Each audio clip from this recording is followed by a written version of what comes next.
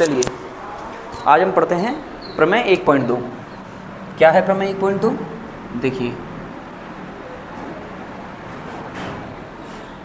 मैं पहले लिख देता हूँ फिर अपन समझते हैं ना। देखिए प्रमेय 1.2 क्या कहती है। देखिए माना p एक अभाज्य संख्या है, यदि p a स्क्वायर को विभाजित करती है तो p a को भी विभाजित करेगी, जहाँ a धनात्मक पूर्णांक है। इसके कहने का सिंपल मतलब ऐसे समझो, हमारे पास दो संख्याएं हैं, एक तो है p और एक है a। तो ये कह रहा है कि p एक अभाज्य संख्या है। अभाज्य संख्या क्या हो गई? वह संख्या जिसमें स्वयं के अलावा किसी भी और संख्या का भाग ना जाए, वह अभाज्य हो गई। तो वो अभाज्य संख्या p है, वो a स्क्वायर को विभाजित करती है। तो ये हमसे पूछ रहा है कि ये सिद्ध कीजिए कि क्या p a को भी विभाजित करेगी। और a की जो कैटेगरी दे रखी है वो बोल रहा है कि धनात्मक संख्याओं में से है, वो भी कौन सी? पूर्णांक, यानी धनात्मक पूर्णांक संख्या है वो। ये हमको सिद्ध करना है। देखिए कैसे करेंगे।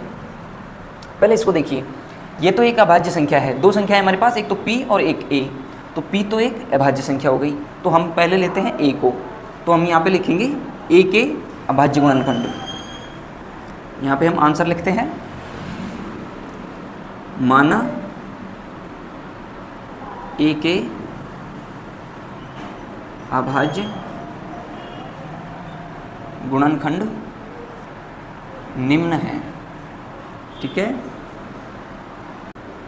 परंतु आवश्यक रूप से भिन्न नहीं। इस लाइन का मतलब क्या हो गया? देखिए p तो हमारे पास अभाज्य संख्या थी और a बचा, तो a को हमने लिखा कि माना a के अभाज्य गुणनखंड निम्न है, यहाँ लिखेंगे, परंतु आवश्यक रूप से भिन्न नहीं है। इसका मतलब हो गया कि जो हम गुणनखंड लिखने वाले हैं वो जरूरी नहीं है कि अलग अलग हों, एक जैसे भी हो सकते हैं। इसका मतलब क्या हो गया? जैसे मैं अपन 12 के गुणनखंड लिखते हैं, ठीक है, कितने हो जाएंगे? 2 गुणा 2 गुणा 3, ठीक है। तो यानी कि यहाँ पे 2 और यहाँ पे 2 एक जैसी संख्या आ रही है ना, तो उसका मतलब यही है कि जरूरी नहीं है कि ये सारे अलग अलग हों, एक जैसे भी हो सकते हैं कुछ गुणनखंड। इसका ये मतलब। देखिए कैसे होंगे एक अभाज्य गुणनखंड। a बराबर मान लेते हैं p1 p2 p3, इस प्रकार से कितने भी हो सकते हैं, हमको पता नहीं कन्फर्म, तो pn लिख दिया लास्ट में, है ना, कि इतने हो सकते हैं। अब देखिए यहाँ पे सिंगल a है, a के अभाज्य गुणनखंड ये है, ये हम बोल रहे हैं कि a के अभाज्य गुणनखंड है ये। अब दूसरी चीज़ भी है हमारे पास a स्क्वायर, तो हम इसी का स्क्वायर करेंगे। हमने इसका स्क्वायर कर दिया, यानी एक a से और गुणा कर देंगे इसको तो स्क्वायर बन जाएगा। हमने गुणा कर दिया, ठीक है, मैं डायरेक्ट लिख देता हूँ a स्क्वायर, है ना। यहाँ पे देखो, यहाँ पे जो अभाज्य गुणनखंड आ रहे हैं ये a के हैं, तो जैसे ही मैंने एक a से और गुणा किया तो ये a स्क्वायर बन गया। वैसे ही हम यहाँ पे जो गुणनखंड आ रहे हैं ना, वैसे के वैसे गुणनखंडों से और गुणा कर देंगे, इनको ही ऐसे ही गुणनखंडों से और गुणा कर देंगे। तो कैसे हो जाएगा ये? देखो जैसे p1 यहाँ आ रहा है, तो एक ऐसे ही टर्म से यहाँ पे गुणा करेंगे तो p1 उसमें भी आएगा, यहाँ पे p2 आ रहा है, p2 उसमें भी आएगा, यहाँ पे p3 उसमें भी आएगा। तो यानी डबल डबल बार आ रहे हैं, तो ये स्क्वायर बन जाएंगे, ठीक है। p2 का स्क्वायर, p3 का स्क्वायर और ऐसे ही pn का स्क्वायर, ये बन गया। अब देखिए ये तो हो गई a के अभाज्य गुणनखंड और ये हो गई a स्क्वायर के गुणनखंड। ये अभाज्य नहीं बोलेंगे इनको, ठीक है। ये तो अभाज्य गुणनखंड है a के और ये गुणनखंड है a स्क्वायर के, लेकिन अभाज्य नहीं है, ये जरूरी नहीं है। क्यों नहीं है? क्योंकि ये टर्म कुछ ऐसे हो गई। देखिए जैसे मैंने यहाँ पे 12 के गुणनखंड लिखे थे, 2 गुणा 2 गुणा 3। अब जैसे ही मैं इधर स्क्वायर कर दूंगा, यहाँ पे स्क्वायर, तो यहाँ पे आ जाएगा हमारे पास 144, ठीक है। तो वैसे ही ये जो पूरी टर्म है ना, इसको वैसे ही हमने मल्टीप्लाई किया है यहाँ पे डबल बार, ठीक है, ऐसे किया था हमने, ऐसे ही इनको मल्टीप्लाई किया तभी तो स्क्वायर लिखा है ना। वैसे ही यहाँ पे पूरी टर्म से मल्टीप्लाई करेंगे, तो यहाँ पे भी आ जाएगा 2 का स्क्वायर मल्टीप्लाई 2 का स्क्वायर मल्टीप्लाई 3 का स्क्वायर, ठीक है। ये गुणा हो गए, ऐसे आ गए। अब इसमें देखिए आप, ये कितना आ रहा है? 4, इसका कितना आ रहा है? 4, इसका कितना आ रहा है? 9। यानी 2 की स्क्वायर को मैंने सॉल्व किया 4 आया, इस 2 की स्क्वायर को सॉल्व किया 4 आया, इस 3 की स्क्वायर को सॉल्व किया 9 आया। तो क्या ये अभाज्य संख्याएं आ रही हैं? नहीं, क्योंकि इसमें 2 का भाग जा रहा है, इसमें 2 का जा रहा है, इसमें 3 का जा रहा है। तो जिस संख्या में भाग जाता है वो अभाज्य संख्या तो होती नहीं है, तो ये अभाज्य गुणनखंड भी नहीं है। तो ये अभाज्य गुणनखंड है, जबकि ये अभाज्य गुणनखंड नहीं है, ये ओनली गुणनखंड बोलेंगे इनको हम। ठीक है, ये ध्यान रखना है, ये आगे काम आएगा। चलो आगे देखते हैं। देखिए यहाँ पे आता है, लिख देते हैं, आता है ना, क्योंकि हमने इसके बाद भी किया है। ठीक है, अब देखिए एक चीज़ हमें इसमें दे रखी है, क्या दे रखा है, पी ए स्क्वायर को विभाजित करता है, तो हम यहाँ पे लिख देंगे, दिया गया है, क्या दिया गया है, पी ए स्क्वायर को विभाजित करता है, पी ए स्क्वायर को विभाजित करती है, पी ए स्क्वायर को विभाजित करती है, ये हमें दिया गया है। तो यहाँ पे हमें प्रमेय 1.1 याद आनी चाहिए। प्रमेय 1.1 क्या कहती है कि यदि पी ए स्क्वायर को विभाजित करता है ना, तो पी ए स्क्वायर का एक अभाज्य गुणनखंड है। ये प्रमेय 1.1 कहती है, ये हमने पढ़ा था। तो हम यहाँ पे लिख देंगे प्रमेय 1.1 से क्या हो गया, पी ए स्क्वायर का अभाज्य गुणनखंड है। हमें ये दिया गया था कि पी ए स्क्वायर को विभाजित करती है, तो हमने यहाँ से निकाल लिया कि प्रमेय 1.1 कहती है कि यदि पी ए स्क्वायर को विभाजित करता है तो पी ए स्क्वायर का एक अभाज्य गुणनखंड होगा। ठीक है, फिर यहाँ पे प्रमेय 1.1 के अद्वितीयता के गुण से एक चीज़ और आती है बाहर, तो यहाँ पे लिखेंगे प्रमेय 1.1 के अद्वितीयता के गुण से ए स्क्वायर के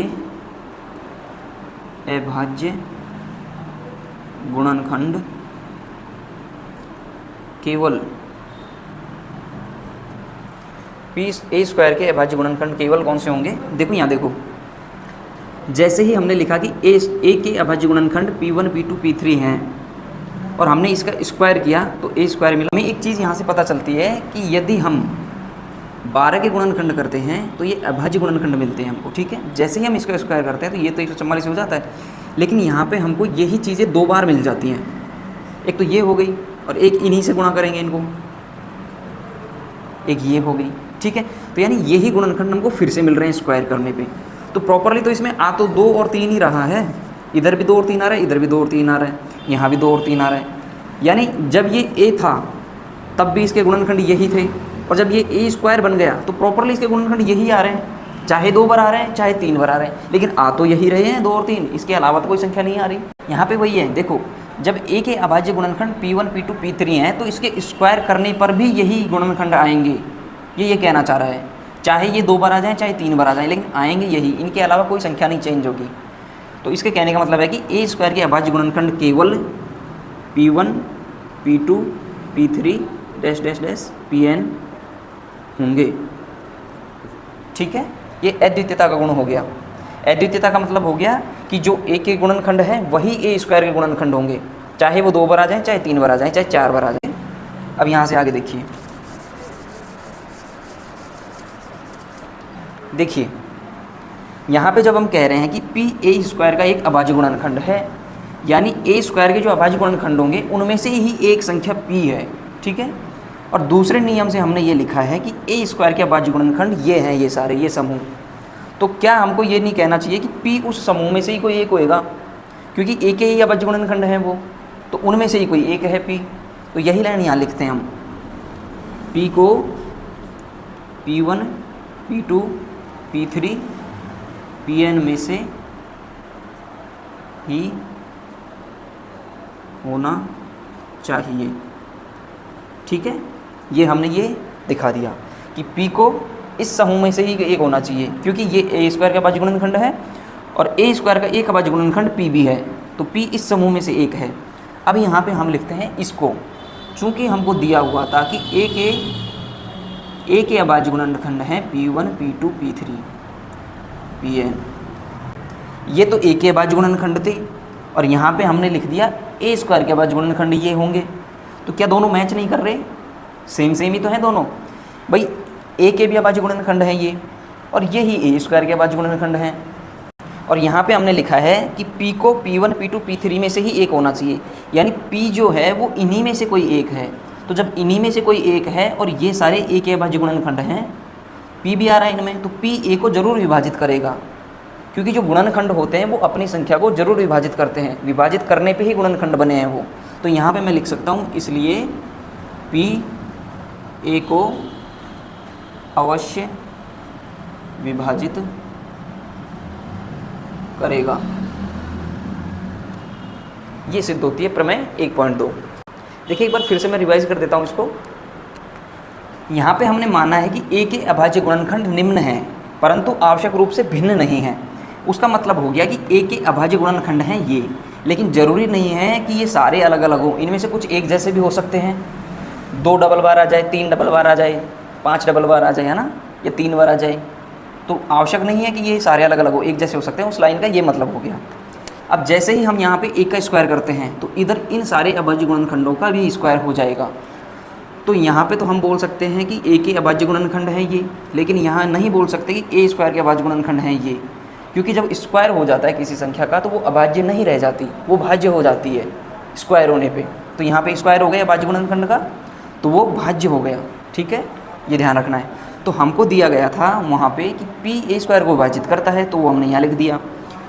इस हिसाब से हमको याद आता है कि प्रमेय 1.1 ये कहती है कि जब पी ए स्क्वायर को विभाजित करता है तो पी ए का एक अभाज्य गुणनखंड होगा। तो पी ए स्क्वायर का एक अभाज्य गुणनखंड है, ये लिख दिया हमने। दूसरी चीज़ इसी से निकल कर आती है कि ए स्क्वायर के अभाज्य गुणनखंड केवल ये होंगे जो ए के हैं। अब यहाँ पे हम ये नहीं लिख सकते कि ए स्क्वायर के अभाज्य गुणनखंड P1 का स्क्वायर P2 का स्क्वायर होंगे, नहीं होंगे, क्योंकि जब अभाज्य गुणनखंड का स्क्वायर हो गया तो अभाज्य नहीं रह गया, भाज्य हो गया। तो ए स्क्वायर के अभाज्य गुणनखंड तो यही रहेंगे, तो ये हमने यहाँ पे लिख दिया। तो जब ए स्क्वायर के अभाज्य गुणनखंड ये हैं और पी ए स्क्वायर का एक अभाज्य गुणनखंड है, तो पी इन्हीं समूह में से कोई एक है, उसको हमने यहाँ लिख दिया कि पी को इस समूह में से ही कोई एक होना चाहिए। तो यहाँ पे देखा हमने कि पी ए स्क्वायर के अभाज्य गुणनखंडों में आ रहा है, और हमने ऊपर लिखा था कि पी ए के अभाज्य गुणनखंडों में भी आता है, तो ए के अभाज्य गुणनखंड ये रहे और इनमें से ही कोई एक पी है। यदि ए के गुणनखंडों में पी आ रहा है तो पी ए को जरूर विभाजित करेगा। ठीक है, तो ये हमने लिख दिया कि पी ए को अवश्य विभाजित करेगा, क्योंकि पी ए के गुणनखंडों में आ रहा है। ठीक है।